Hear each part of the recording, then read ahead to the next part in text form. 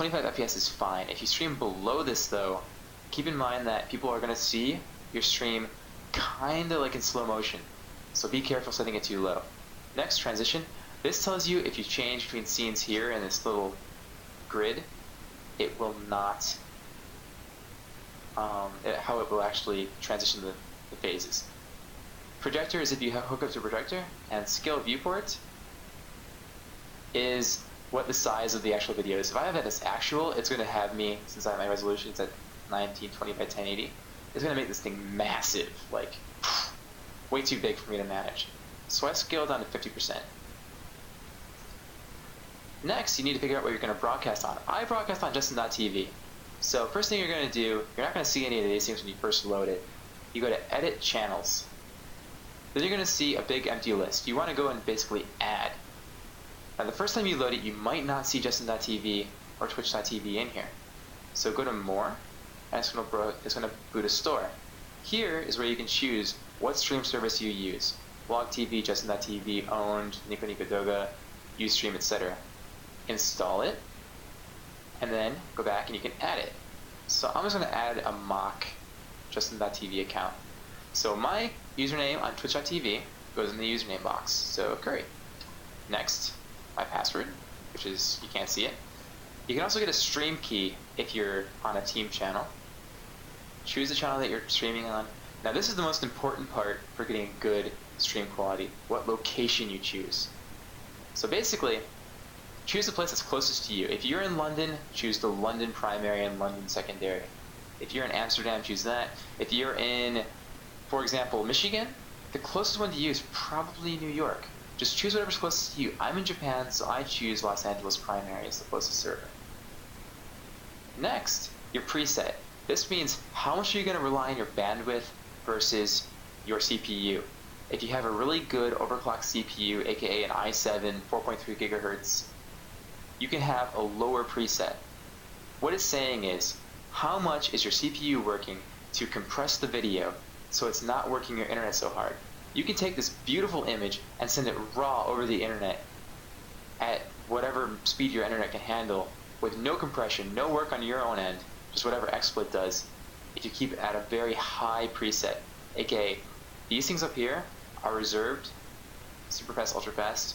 These two here are reserved for like the fastest internet, like you're talking T-line connections. Very fast, faster, and fast. These are more recommended if your CPU is very good and your internet isn't so good. And the lower you go, the more stress you're putting on your computer. I never recommend going below fast. I personally stream it faster, and my computer's overclocked to 4.6 gigahertz. If you're lower than that, very fast or default is your best selection. So, because most people can only do very fast, I'm going to say very fast is recommended. Next, quality. This is just the quality of your video, how crisp it is. I haven't noticed any performance difference setting it from 0 to 10. You might though, but I recommend setting it anywhere between 7 to 10. It is noticeable if you go really far down in the numbers. However, as long as you're within 7 to 10, you should be good. I can stream at 10, but you might not be able to.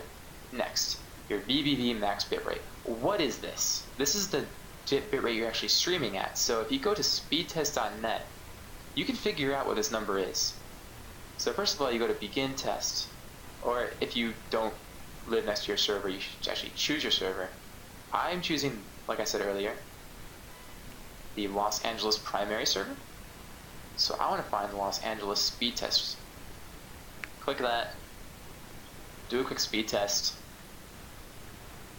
and it's telling me right now that I have to Los Angeles 12.5 down and 23 up. Now the rule of thumb is never use more than 75% of your bitrate upload, aka 23.41. I shouldn't use more than about 16, 17 megabits per second. I will never even get close to that, because for one, most people's internet cannot handle that kind of speed.